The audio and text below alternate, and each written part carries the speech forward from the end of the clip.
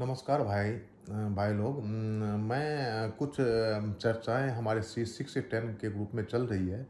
वो है मेंटेनेंस के रिगार्डिंग कि इतना रेट रेट होना चाहिए, ये रेट होना चाहिए, नहीं होना चाहिए, कैसे वो कैसे। और हमारे भाई कुछ एग्जांपल देते हैं कि ₹1.5 भी कहीं पे है, ₹1 भी है, कहीं ₹2 भी है, 3 भी रुपये है।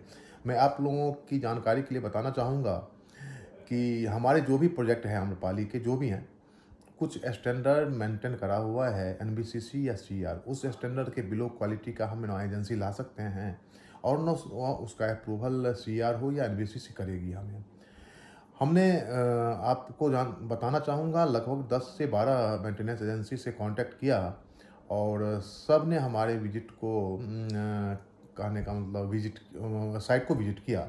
उसमें से जेएलएल भी था, अवांते जैसे कंपनी था, यूफॉर्म जैसे कंपनियां हैं और भी कंपनियां हैं।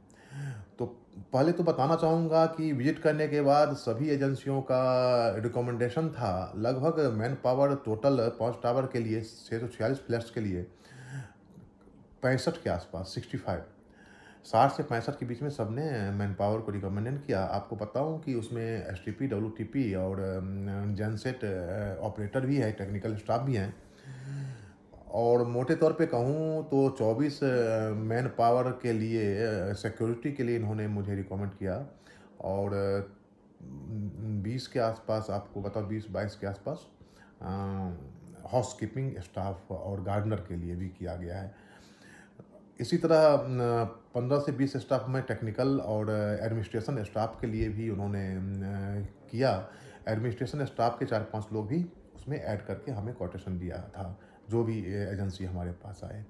आप एक मोटे तौर पे 60-65 अगर मैन पावर कहीं है तो 4-5 एडमिनिस्ट्रेशन का स्टाफ होता है, वो थोड़ा हायर होता है और हायर स्टेट मैनेजर से कुछ हायर होगा अपने यहाँ, क्योंकि हमारे बड़े प्रोजेक्ट हैं। एक तो टेक्निकल स्टाफ और स्टेट मैनेजर बड़ा होगा, हमारे यहाँ बड़े सैलरी वाले होंगे। अदरवाइज अगर आप मिनिमम वेजेस से कंपाइल करने की कोशिश करें वो 60 से 65 लोगों का, तो आप अपने आप वेरीफाई कर सकते हो उस चीज़ को। अगर लेबर लॉ से जाओ कि इसके मैन पावर कॉस्ट मंथली कितने होंगे, हमें बताने की ज़रूरत नहीं होगी। सही बात तो ये है कि सभी बहुत कुछ फैक्टर्स हैं बीच में, जो आप ऐसा नहीं ऐसा कर सकते हो, ऐसा नहीं ऐसा कर सकते हो। हम किसी गवर्नमेंट एजेंसी के साथ फंसे हुए हैं और वो मुझे फॉलो करना पड़ेगा वो नॉर्म्स। और या तो एजेंसी की बात करो तो वो भी अप्रूवल आपको एनबीसीसी देगी या बिल्डर आपको यस करेगी, तभी आगे बढ़ पाओगे। उसके साथ साथ आप सीआर, आपका सब कुछ कंप्लायंस बढ़िया है, वहाँ पेपर सबमिट करोगे तब उन्होंने रेट निर्धारित करना है। इससे आगे मैं ये भी बताना चाहूँगा आप लोगों को ये 646 फ्लैट्स बायर का मेंटेनेंस है, ना कि पूरा प्रोजेक्ट का है।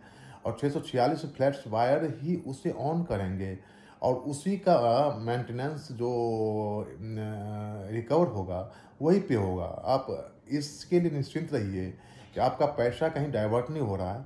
आप जो कंप्लायंस होके जो रेट निश्चित सुनिश्चित होगा वही रेट आप बायर्स पे दिया जाएगा, उसी को डिस्ट्रीब्यूट किया जाएगा। इसके लिए आप निश्चिंत रहिए।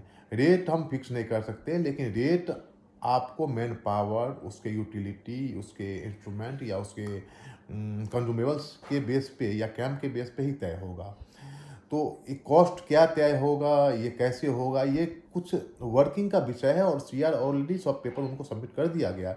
वो आप लोगों के बीच मेरे ख्याल से 1-2 दिन में रखेंगे इस बातों को। और किसी भी विलास से या दूसरे प्रोजेक्ट से अभी फ़िलहाल कंपैरिजन नहीं कर सकते। आपको पता है, अगर हमारे 47 टावर हैं, 47 टावर हैंडओवर के बाद कुछ बातें अलग होंगी। अब ये 5 टावर में हमें एसटीपी भी हैंडओवर लेना पड़ा है, उसका भी ऑपरेटिंग हमारा स्टाफ करेगा। अगर एक एसटीपी ऑपरेटर को का भी एक एग्जांपल दूँ आपको, तो 3 शिफ्ट का ऑपरेटर का ही तनख्वाह कितना होगा आप देखो इसको, टेक्निकल स्टाफ होता है वो मिनिमम।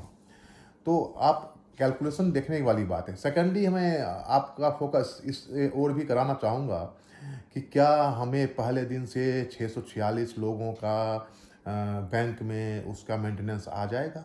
सोचने वाली बात है।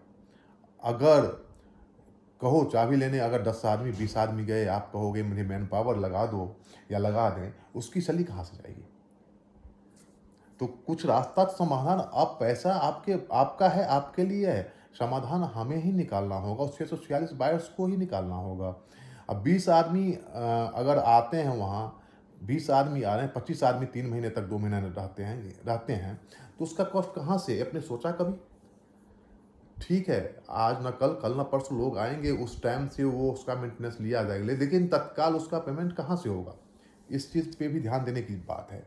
तो आप ये तो निश्चित मान के चलिए, आप जो चाह रहे हो वो कॉस्ट प्रैक्टिकली संभव नहीं है, ये हो भी नहीं सकता और कोई नहीं कर सकता। ये इस बात को मानिए। हाँ, ये ज़रूर है कि आपका अगर टावर ज्यों-ज्यों बढ़ेंगे त्यों-त्यों कॉस्ट पे फ़र्क पड़ेगा। एक ब्लॉक के अगर टावर ऐड होते जाएँगे तो कॉस्ट पे फ़र्क पड़ेगा।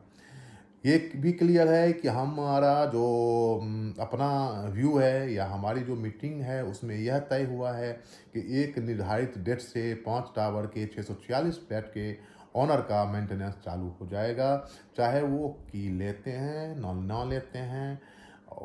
उसको उनके लिए ओपन है पोजीशन लेने का द्वार, उनके लिए रुकावट कोई नहीं, अपना पोजीशन लीजिए। अंत नहीं तो उन्हें ऑलरेडी जब भी पोजीशन लेंगे, जब भी की लेंगे, आपको उस नियत डेट से, उस फिक्स डेट से आपको मेंटेनेंस चार्ज भी देने होंगे। बहुत ही दिक्कतें हैं, अगर 646 लोग डे 1 से मेंटेनेंस देने लगे तो वो बहुत फ़र्क पड़ेगा इस पे। लेकिन मेन दिक्कत हमारे लिए वो है कि कितने लोग, आखिर कितने लोग? 50 लोग, 100 लोग, 150 लोग, 200 लोग या 300 लोग? तो 50% मेंटेनेंस का कॉस्ट अगर हाथ आता है तो उसकी पूर्ति कहाँ से होगा? आप लोग इसके बारे में सोचा है कभी? क्या? तो बहुत दिक्कतें हैं अभी, तो इस बारे में विस्तृत, हाँ, ये मैं एश्योरिटी आपको दे सकता हूँ एज एओए, जो कि आपका कंसर्न हम कहीं रखते हैं, आप कंसर्न के लिए लड़ते हैं, अपने बायर्स के लिए हितों के लिए लड़ते हैं, कि जो भी उस पे खर्चे आएंगे सभी 646 लोगों में उसको बांटा जाएगा और प्रॉपर तरीके से उसका इम्प्लीमेंट किया जाएगा। वेट करिए, सीआर का वेट करिए, आगे देखिए क्या होता है, कितने लोग आते हैं, कितने लोग चाबी लेने के लिए आते हैं, कितने लोग मेंटेनेंस जमा करके हमारे पास चाबी लेके लिए, इस पे डिपेंड बहुत कुछ करता है। तो अभी इंतजार करें इस पे 10, 20, 30 पैसे के लिए। अभी मुझे नहीं लगता है कि आप लोगों का 15 साल रुकी हुई अपना घर, उस पे जो पॉजिटिव ऊर्जा के साथ जाना चाहिए, इस पे ज़्यादा बहस करने की ज़रूरत नहीं, बहुत ज़्यादा फ़र्क नहीं पड़ता इससे। लेकिन इतना ही आप समझिए, आपको हम हमारी टीम या हम एज एओए प्रेसिडेंट आपको एश्योर करता हूँ कि आपके 646 लोगों के पैसे हैं, उसी के लिए होगा, उसी 646 लोगों में बांटा जाएगा खर्चे को, उसी में डिवाइड होगा, वही देंगे। इससे आगे मैं नहीं बोल रहा, एक्चुअल कॉस्ट होता है वही लिया जाएगा आपसे, एक्स्ट्रा कॉस्ट का कोई मतलब नहीं है कि आप लोगों से लिया जाए। धन्यवाद।